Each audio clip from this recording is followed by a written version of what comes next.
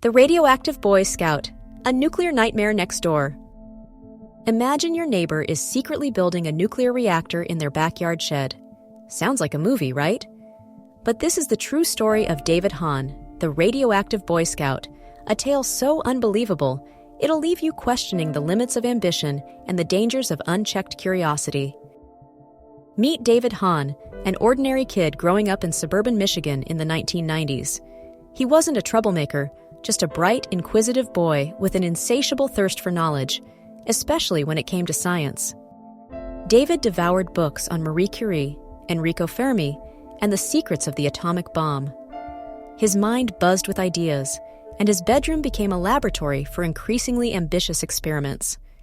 At just 14, he was already experimenting with nitroglycerin, a volatile and dangerous explosive. But David's ambitions didn't stop there. He had a grand vision, a goal that would set him apart from every other teenager. He wanted to build a real, working nuclear reactor in his mother's shed. David's quest began with a scavenger hunt for radioactive materials. He knew he couldn't just walk into a nuclear power plant, so he had to get creative.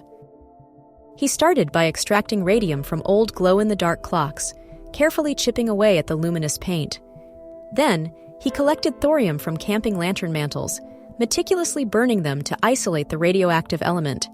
He even harvested lithium from batteries, a crucial component for his reactor. But David didn't stop there. He cleverly wrote letters to various companies, posing as a physics professor or a high school student conducting research. He managed to trick them into sending him small samples of radioactive isotopes, adding to his growing collection. His backyard shed transformed into a secret laboratory, a chaotic mix of scientific equipment, toxic chemicals, and radioactive materials. The air hung thick with fumes, and the risk of contamination was ever present. It was a scene straight out of a sci-fi movie, but this was real life, and David was determined to make his dream a reality. As David's reactor grew, so did the radiation levels. Things were quickly spiraling out of control. He was playing with forces he didn't fully understand, and the consequences were about to become devastating. One day, a concerned neighbor noticed strange activity in the Hahn's backyard. They saw David hauling unusual equipment into the shed and noticed a strange, metallic smell emanating from the building. Worried, they made a 911 call. "I think my neighbor is doing something weird in his shed," the caller reported. "There's strange equipment, and I heard him talking about radioactive stuff." Police arrived at the scene, and what they found was shocking. David's homemade nuclear reactor was emitting radiation levels 1,000 times higher than normal background radiation. The shed was immediately declared a radioactive contamination zone. The FBI and the Nuclear Regulatory Commission were called in to investigate. Agents in hazmat suits swarmed the property, carefully dismantling the reactor and assessing the extent of the contamination. David's dream had turned into a nightmare. David wasn't arrested, but his experiment was shut down.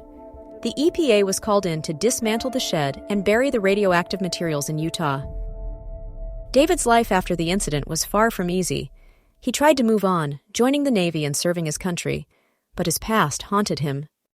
He struggled with mental health issues and legal troubles. The radiation exposure took its toll on his body, leading to health problems later in life. Tragically, David Hahn was found dead at the age of 39 in 2016. His life was a cautionary tale about the dangers of unchecked ambition and the importance of understanding the limits of science. David Hahn was a brilliant mind, but his story serves as a stark reminder that even the most noble intentions can have devastating consequences. So, what do you think of David Hahn's story? Was he a misunderstood genius, pushing the boundaries of science? Or was he a reckless danger, playing with forces he couldn't control? Let us know your thoughts in the comments below. If you enjoyed this video and found it mind-blowing, please give it a like. And don't forget to subscribe to our channel for more incredible stories and fascinating content. Click the bell icon to get notified when we upload new videos. Thanks for watching.